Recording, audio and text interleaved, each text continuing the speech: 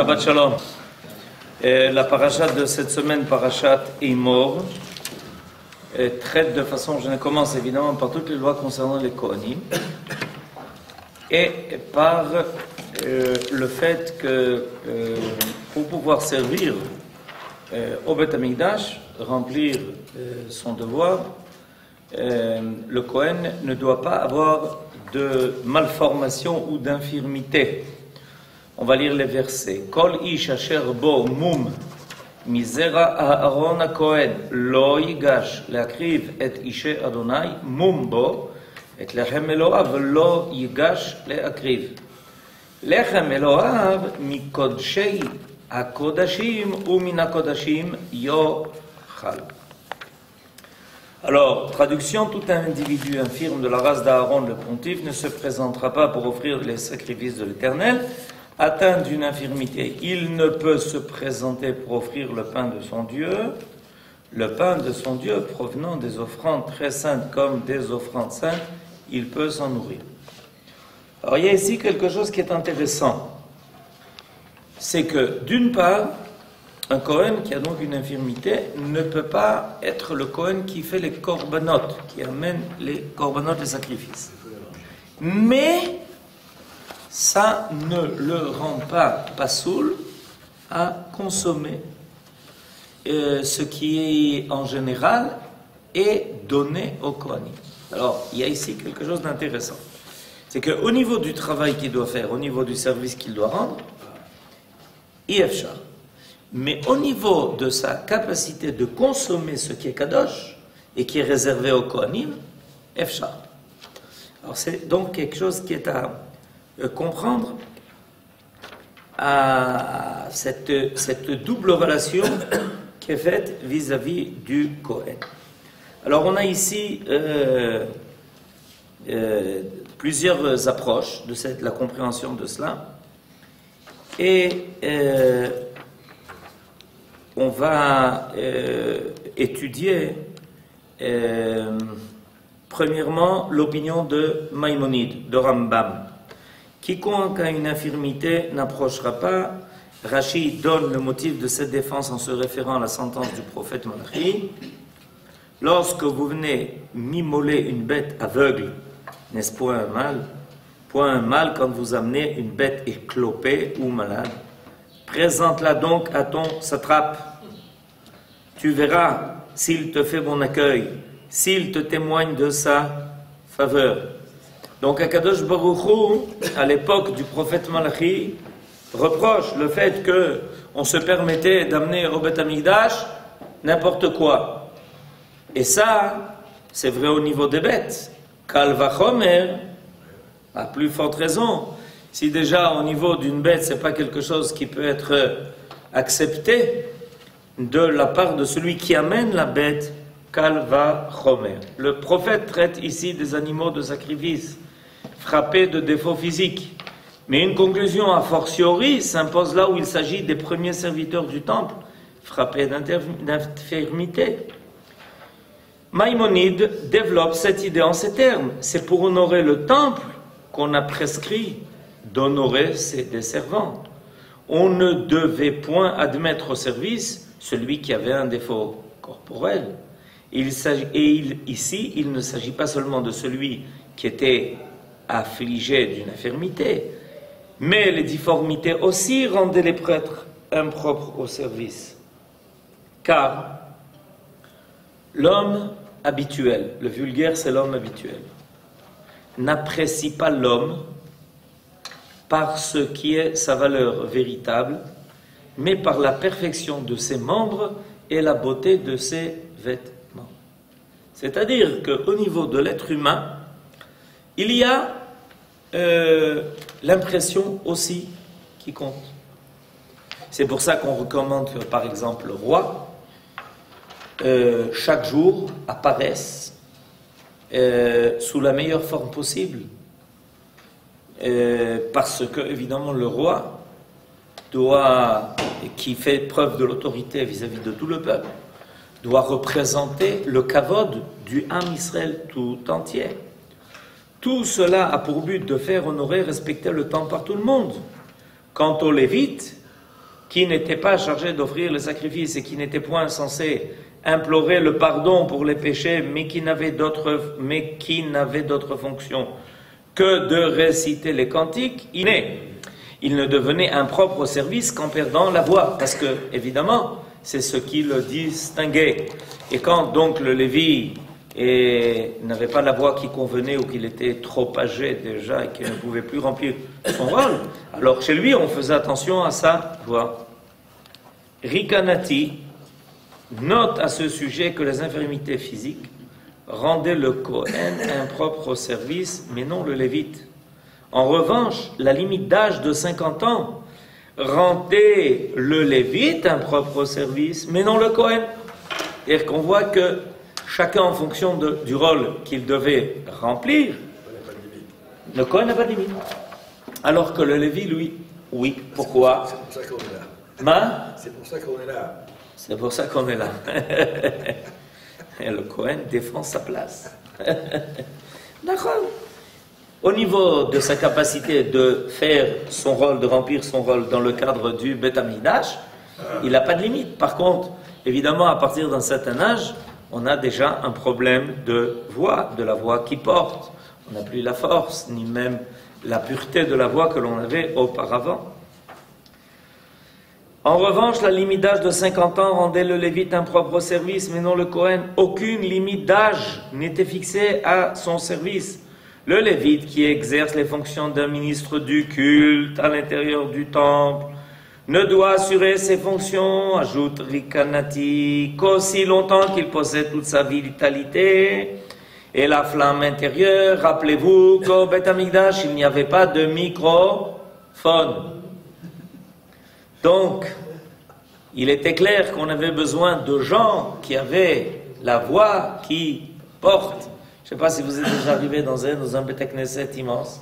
Moi, j'ai connu ça dans mon enfance, où le Beth Knesset était énorme, le Beth Knesset d'Oran, pour ceux qui ont entendu parler. C'était un Beth Knesset qui était immense. Et évidemment, celui qui était Shaliach Tzibour, s'il n'avait pas la voix qu'il fallait, il n'y avait aucune chance que celui qui était à l'arrière du Beth Knesset n'entende. Or, le Beth Amikdash, il en est de même. C'est une voix qui devait porter.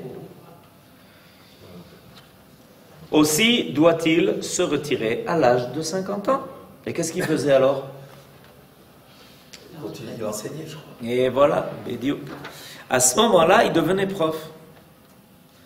Il avait déjà toute la sagesse et l'habitude et l'expérience. Il pouvait à ce moment-là se livrer à l'enseignement. C'était le rôle des Kohanim et des Lévi'im. À part leur rôle dans le cadre du Beth Amikdash, ils avaient comme rôle d'enseigner. Mais le Kohen est appelé à être le précepteur du peuple. Plus il avance en âge, plus il gagne en sagesse. Et pourquoi c'est important? Cette remarque est importante parce que quand quelqu'un venait au Beth Amikdash et qu'il amenait un korban, que ça soit un korban toda de remerciement ou un korban khatat d'expiation, avant que la bête ne soit offerte, la personne rencontrait le Kohen. Et le Kohen prenait le temps de parler avec la personne et de l'aider à s'élever. Parce que ce n'était pas seulement le Korban qui devait s'élever vers Akadosh Baruch Hu, mais surtout son propriétaire. Et plus le Kohen était âgé, plus il avait l'expérience, il comprenait à demi-mot la raison des erreurs de celui qui amenait par exemple le Korban qui est expiatoire, ou quand quelqu'un amenait un Korban volontaire. Ça arrivait. Les gens amenaient Neder et Nedava. Et le Kohen s'inquiétait de la raison de ce Korban. Nos sages nous racontent que, par exemple, Shimon Hatzadik, rappelé dans le premier chapitre de Pirkei Avot, et dont la tombe est ici à Yerushalayim, Kvish Mispar Echad. Les gens vont là-bas, en particulier à Lag BaOmer. Pour ceux qui ne peuvent pas aller à Rabbi Shimon Bar Yochai HaMeron, la tradition est d'aller sur le kever de Shimon HaTzadik le jour de Lag BaOmer. Où ça se trouve? Où ça se trouve, on vous expliquera à peu près sur la carte. Près du Maté à Artsi de la Mishtara. Voilà. Alors, bon, on ne va pas rentrer maintenant dans tous les plans de Yerushalayim, simplement pour vous dire que que Shimon HaTzadik, nos sages nous disent que, par exemple, quelqu'un qui avait décidé d'être nazir, à la fin de son nazira, il devait amener un korban. Et Shimon HaTzadik n'a jamais accepté d'offrir le korban d'un nazir. Ah, pourquoi? C'est intéressant ça. Shimon HaTzadik, imaginez-vous, vous savez combien de temps il était Kohen Gadol? 40 ans, je crois. 40 ans. 40 ans d'affilée, Shimon HaTzadik a été Kohen Gadol. Vous savez ce que ça veut dire? Ça veut dire que 40 fois il est rentré dans le Kodesh HaKodashim et surtout qu'il en est sorti. C'est ça que ça veut dire. Et Shimon HaTzadik avait de grandes réticences à accepter le korban de Nazir parce que, en général, il découvrait, au fur et à mesure qu'il discutait avec le Nazir, que les intentions n'étaient pas pures. Et nos sages nous disent qu'il a accepté une fois. Il a commencé comme d'habitude à parler avec le Nazir. Il dit, mais tiens, un jeune homme, toi, pourquoi tu as décidé de devenir Nazir à ton âge? Etc. Et le Nazir, le jeune homme qui avait fait ce vœu-là, a commencé à lui parler, à lui révéler. Et Shimon HaTzadik a dit, ah, voilà. Là, dans ton cas, Bon. c'est-à-dire de là on apprend que le Kohen, il avait une interlocution avec la personne. Il ne se contentait pas de... Pardon? C'est un pédagogue. C'est un pédagogue. C'est quelqu'un qui aidait, qui donnait la main à la personne, qui disait, écoute, amener un korban, c'est pas de la rigolade. De notre part, ça réclame une intention. Alors on va parler de cela. C'est pour ça qu'on avait besoin donc de Kohanim. Plus les Kohanim étaient âgés, plus au contraire, ça pouvait aider. Parce qu'ils avaient rencontré des milliers et des milliers de gens qui venaient régulièrement amener leur korban. Il y a aussi un travail physique très dur. Et un physique très dur. Alors ça dépendait évidemment de la force des Kohanim. Il y avait des cas où le Kohen était aussi aidé. Loin de partager ses vues rationnelles, Nachmanide avance selon l'interprétation que les défauts corporels rendent le Kohen impropre au service parce qu'ils sont le reflet de certaines défectuosités d'ordre moral. Cet avis est cité dans le Zohar au nom de Rabbi Yitzhak, alors que Rabbi Shimon Bar Yochai donne à notre loi un éclairage tout différent. Ah, c'est bien, on parle de Rabbi Shimon Bar Yochai dans la semaine qui va venir. Rabbi Shimon Bar Yochai est tout à l'honneur. Il situe la loi relative aux infirmités, aux déformations, aux malformations du Kohen, non pas dans le cadre de la culpabilité du Kohen, mais dans le cadre général du problème de l'origine du mal, qui se pose également dans ses aspects variés au sujet de l'existence de la souffrance dans le monde, du mal physique, du mal moral dans la nature humaine. Les forces du mal existent dans la nature et elles contribuent dans la mesure où elles obéissent à la discipline commune, au salut général. Leur présence est aussi nécessaire à l'harmonie de la vie, de la création, que l'alliage naturel l'est à la solidité d'un minéral. Mais l'observation de la nature nous révèle qu'il leur est accordé une certaine emprise dans un cadre limité, et ceci en vue de leur neutralisation. Or, ce but est atteint en laissant ce pouvoir s'étendre à l'enveloppe extérieure des objets des êtres, sans pour autant affecter leur âme. Ce qui nous est enseigné ici est quelque chose de très important. Parce que ça nous élève à un niveau de compréhension qui est différent du compte habituel, de la comptabilité habituelle, qui est que ce qui arrive à quelqu'un est son problème à lui. Vous comprenez? Dans le monde, on est dans un monde qui est imparfait.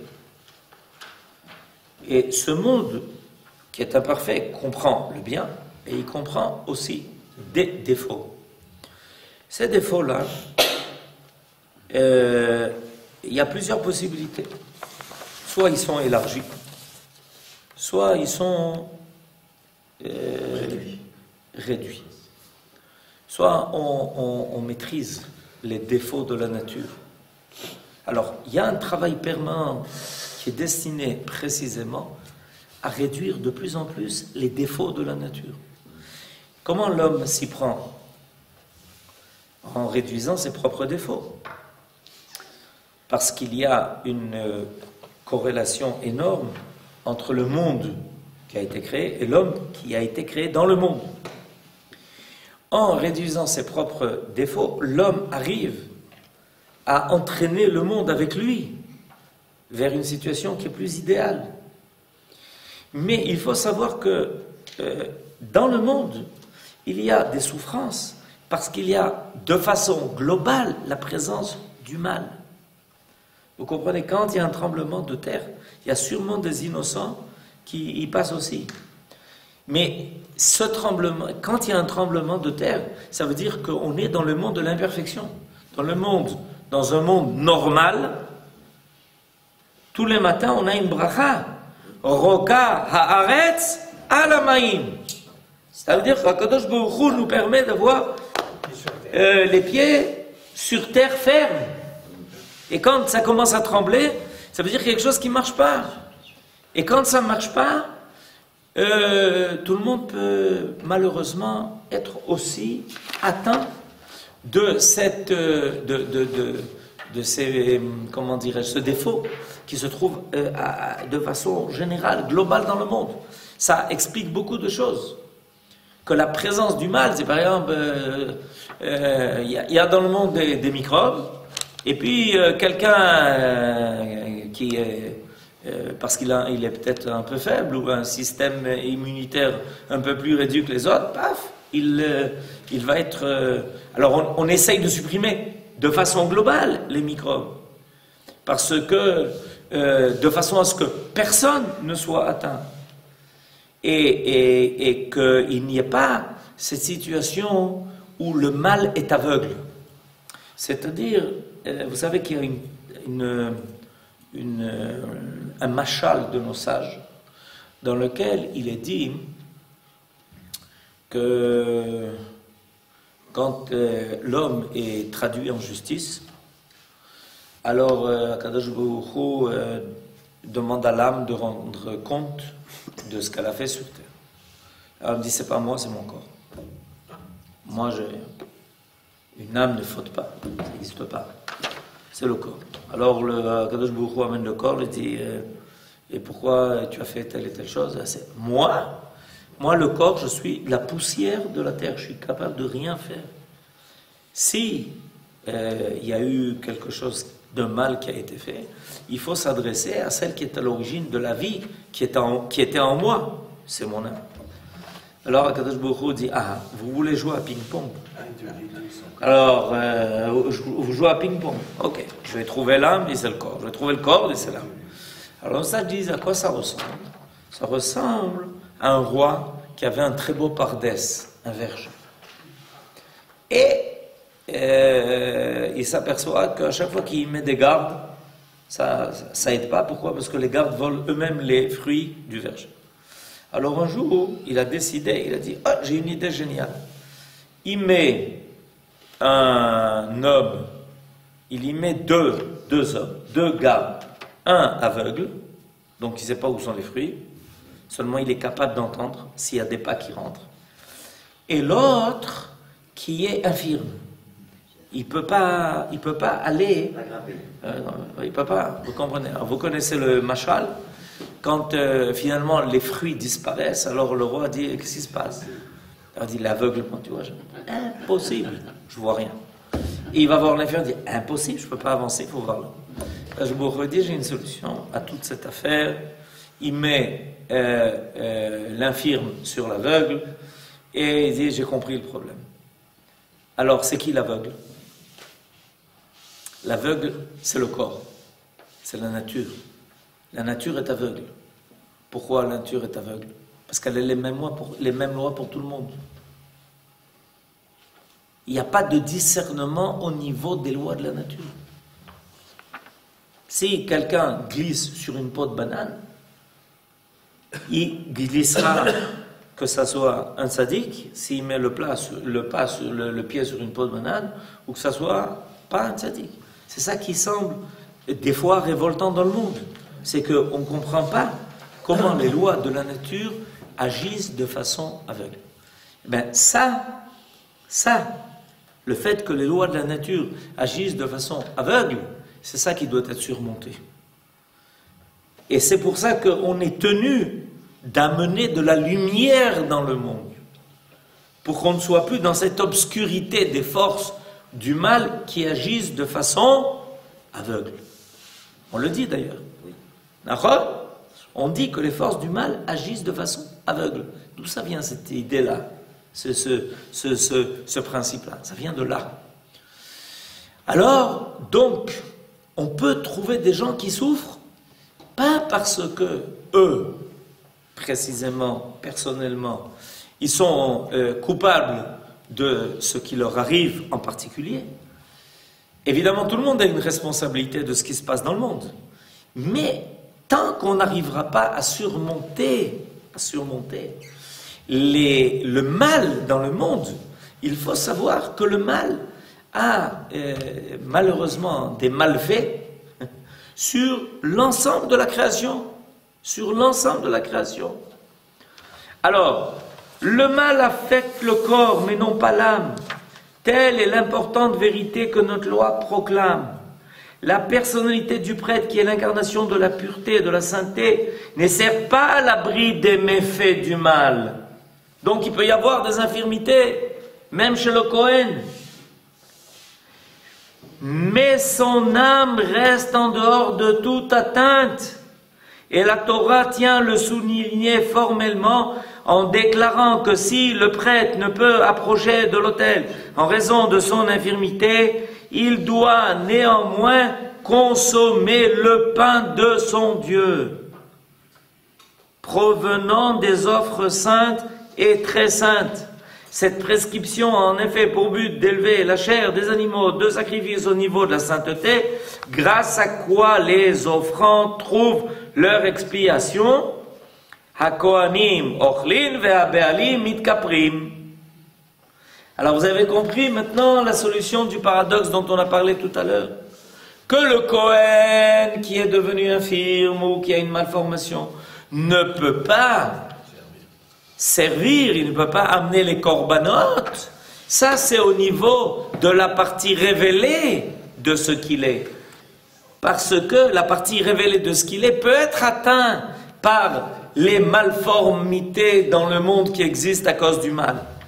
Mais profondément en lui, dans son âme, il est resté Kohen, donc il pourra consommer le korban. C'est-à-dire, dans son essence, et ça c'est important parce que des fois, on rencontre des gens qui sont limités dans leur capacité d'agir, leur capacité formelle. Et des gens qui sont infirmes, des gens qui sont des fois même nés dans des conditions très difficiles. Mais cette idée qui apparaît avec le Kohen nous fait remarquer que ça ne veut rien dire sur ce qui se passe en eux. Au niveau de leur âme, une âme qui est restée complètement pure et totale et qui permet au Kohen de continuer d'être attaché non seulement au Kodesh, c'est encore beaucoup plus que ça. Parce que le Kohen, c'est ce qui est souligné ici par le Rambam, le Kohen, en consommant les corbanotes, permet la capara de celui qui a amené le Kohen, de celui qui a amené le korban. C'est-à-dire que le Kohen devient acteur, il est actif dans cette dans ce travail qui est fait. Il est actif vis-à-vis de celui qui a mis le korban. Ça veut dire qu'en réalité, profondément, il n'a pas perdu sa qualité de Kohen. Il y a quelque chose de restrictif dans le fait qu'il a des malformités ou il est infirme, etc. Mais il ne perd pas fondamentalement son essence de Kohen. C'est comme Israël. Afalpi shechata, Israël où?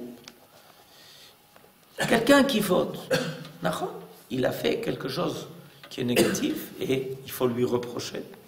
Et il doit faire tchouva. Et il doit récupérer la faute qu'il a commise. Mais profondément, lui, il récite tous les matins ce qui est dit, Elokai, Neshama shenatatabi, Teora.